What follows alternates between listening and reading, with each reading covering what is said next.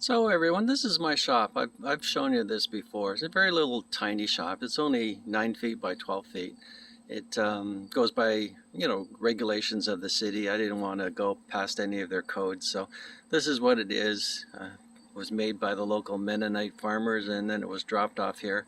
And I'm pretty happy with it. It allows me to do this and that and keeps me out of trouble and I enjoy it. So, but obviously what there is in here is space management issues.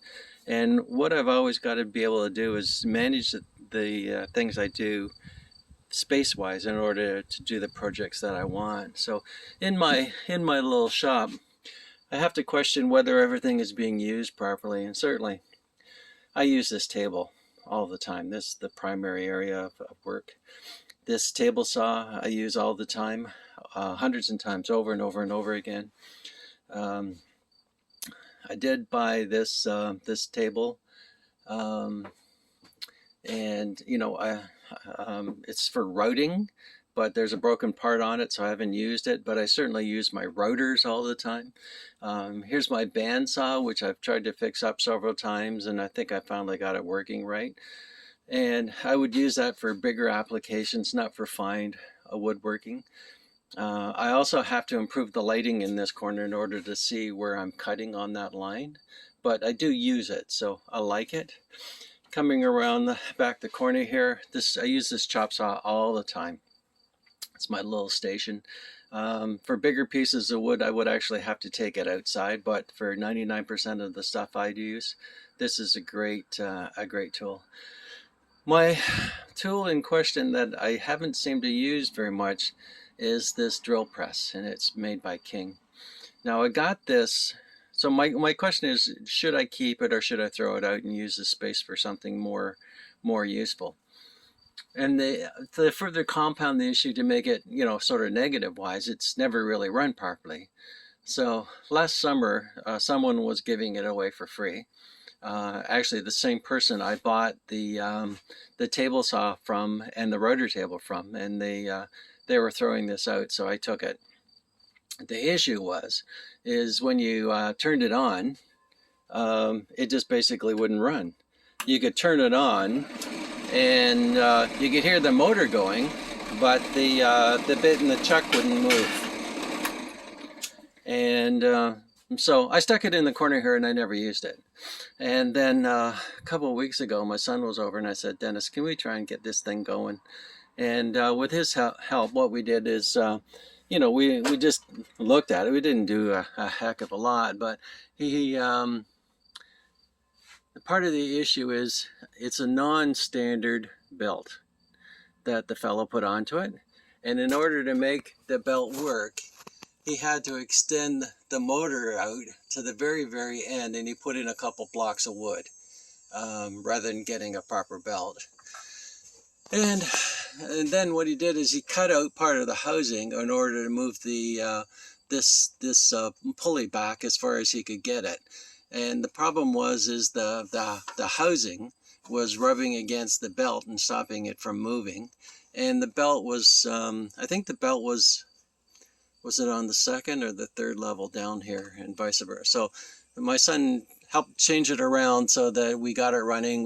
We bent the housing out a little bit more, and after we tinkered around with it for a little bit, we were able to get it running.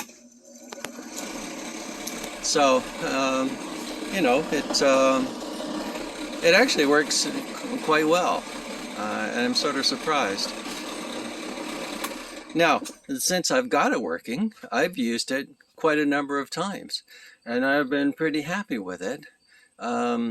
It's a two-stage process for unlocking the plate right here, and then using the handle to move this up and down, which is just fine. It doesn't have a tremendous amount of power, but so.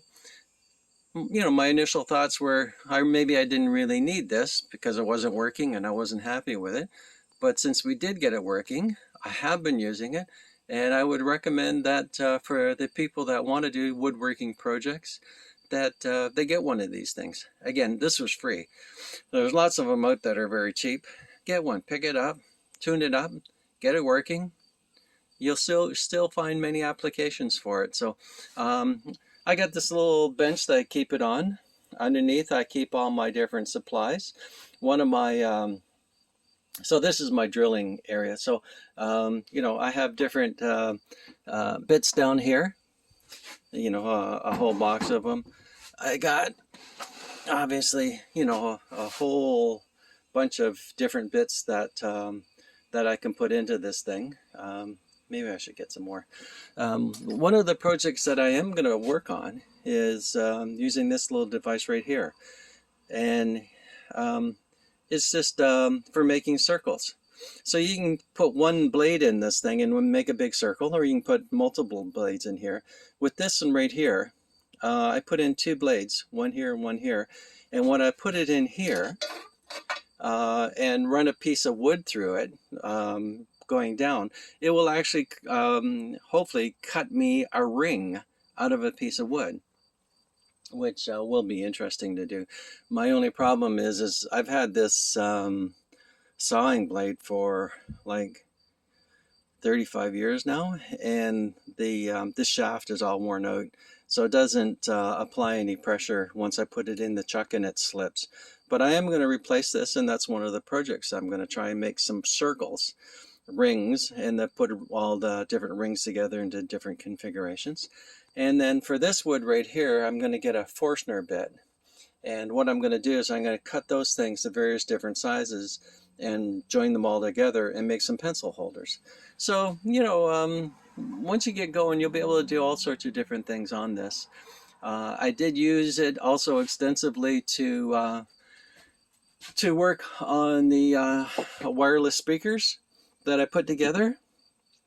It was very helpful in drilling a couple holes to start this slot, and also to drill some holes in here for rotating the wood around when I put it into my bandsaw.